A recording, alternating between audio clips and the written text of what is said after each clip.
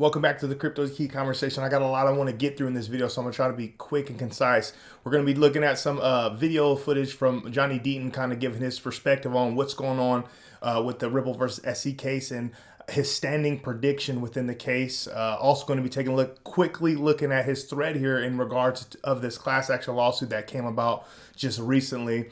We're also going to be taking a look at Digital Asset Investor. Have put up this video right here that's talking about the gentleman from Strike, talking about how this whole Strike and Bitcoin payments and a Lightning network being pretty much being the death of XRP. We're going to take a look at that.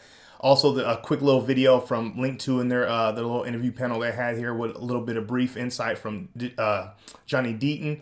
We're also going to be taking a look at Tom Emmer's tweet here when it comes to accredited investors, and then the major talks of Elon Musk and this whole Twitter thing. Obviously, he had over 9% of Twitter as in shares, but now he's talking about coming to bid to actually buy him out and just kind of the influence that's going on within the market. But quickly looking at CoinGecko here, we're currently sitting at $1.96 trillion market cap, currently down 2.7%. As we can see, Bitcoin sitting at 40,000, Ethereum sitting at 3,032, Tether, Binance Coin sitting at 415, XRP 73 cents, Solana $101, Cardano 93 cents, Terra $81, Avalanche $77. Looking over here to the Bitcoin Fear and Greed Index, we're currently sitting at 22. We're back in this extreme fear range where this kind of been our home for some time. Obviously, we've been in and out of there every now and then, but it's just a very short period. So there's still a lot of fear and uncertainty in the markets. So coming over here, let's just take a look at this. I just wanted to play this real quick.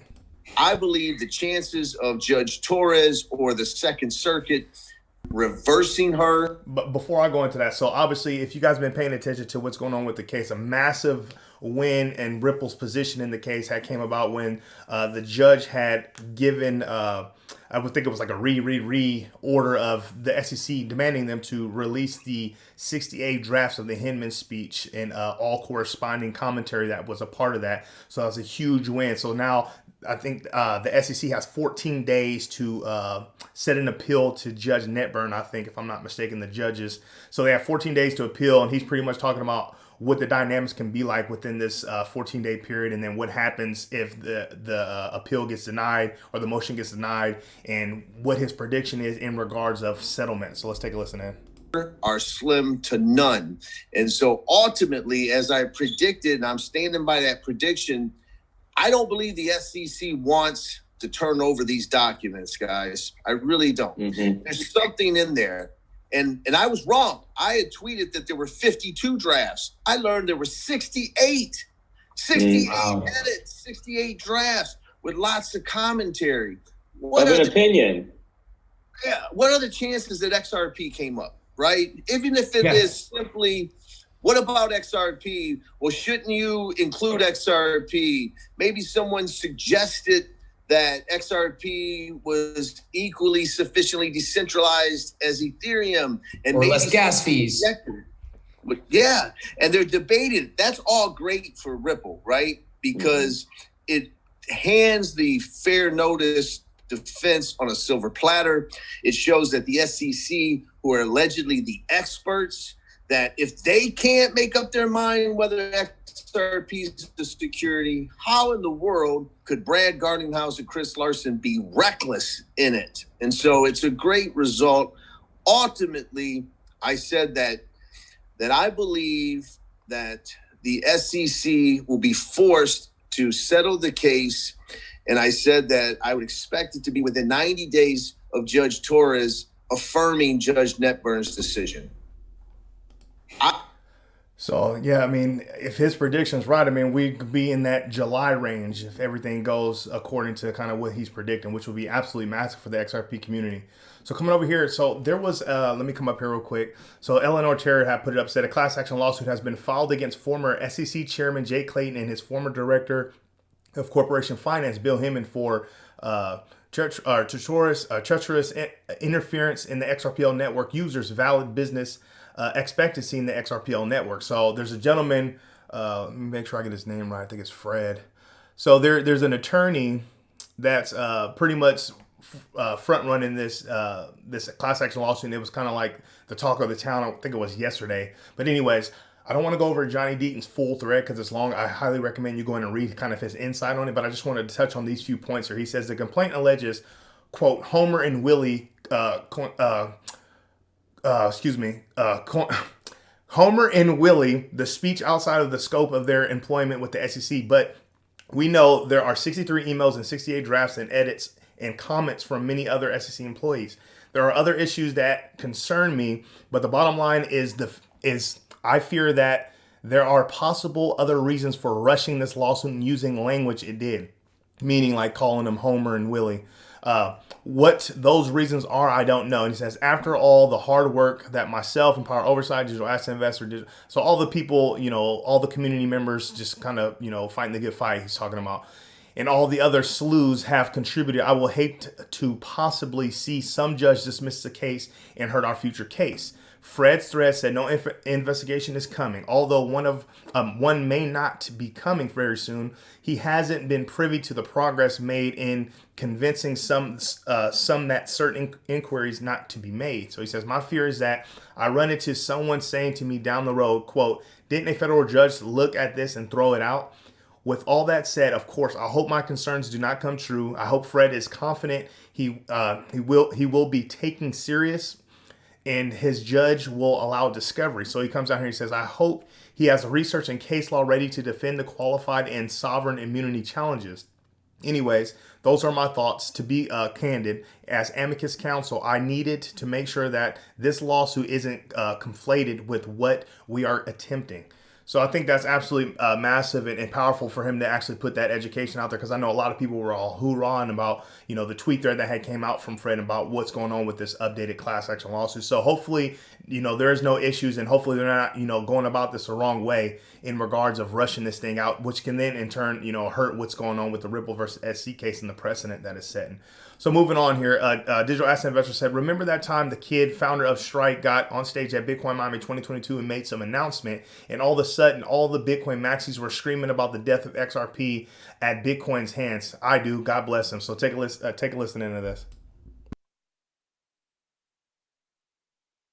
Hey there, we are here in El Salvador. This is the first country to take the promise and the dream of Bitcoin and actually turn it into an official currency. These are the ATMs where people load up their phones and they can use Bitcoin to buy everyday things. But how does it work? Hey, we finally got our money 2.5 hours later, $199.01. Not sure where the 99 cents went, but money's on our phone. They got special lines for people paying in Bitcoin. Okay, so we got our groceries, but not because we paid in Bitcoin. They said that their transaction had been canceled. It showed that it had gone through on our account, so we're down about $14. This is the second time we've tried to use Bitcoin with Strike wallet here in El Salvador, and we're 0 for 2. So that's unfortunate. 0 for 2.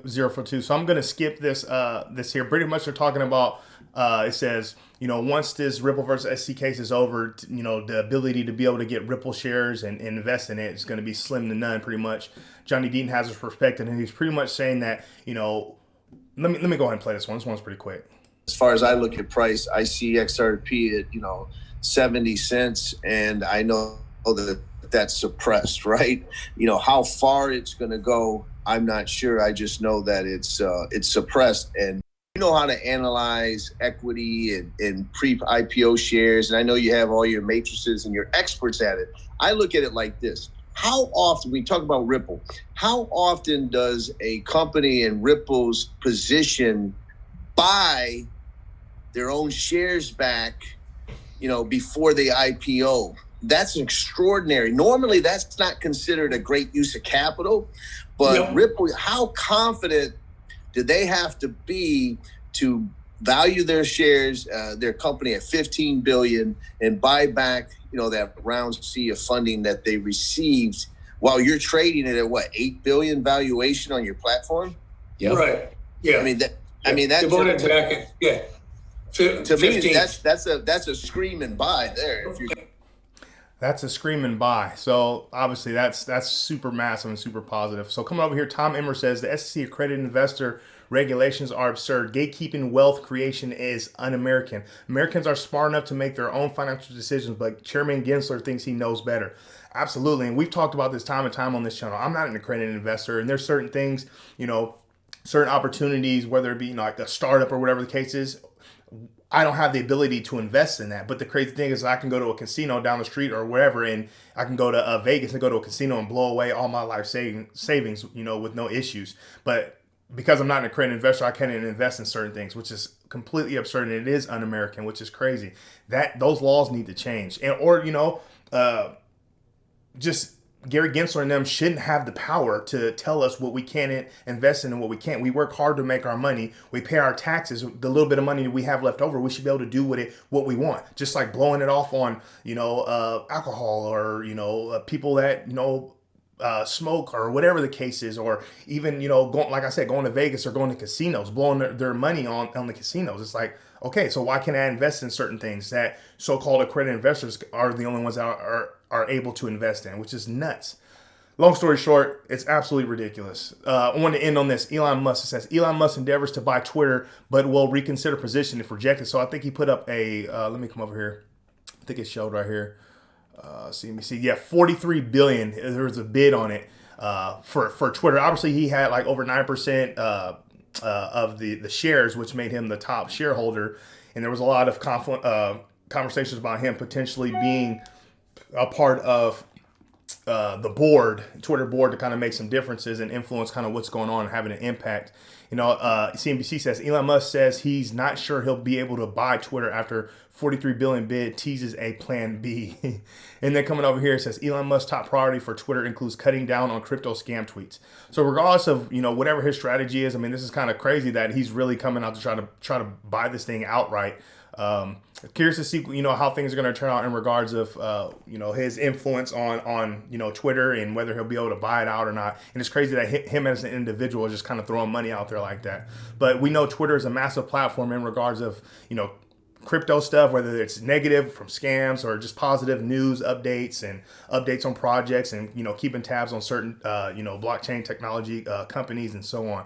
So it's absolutely massive if you get somebody in there that, really does things the right way and, doesn't suppress certain creators and just kind of makes the platform a lot more positives. And it'd be nice, like how he says right here, Elon Musk's top priority for Twitter includes cutting down on crypto scam tweets, which is absolutely massive.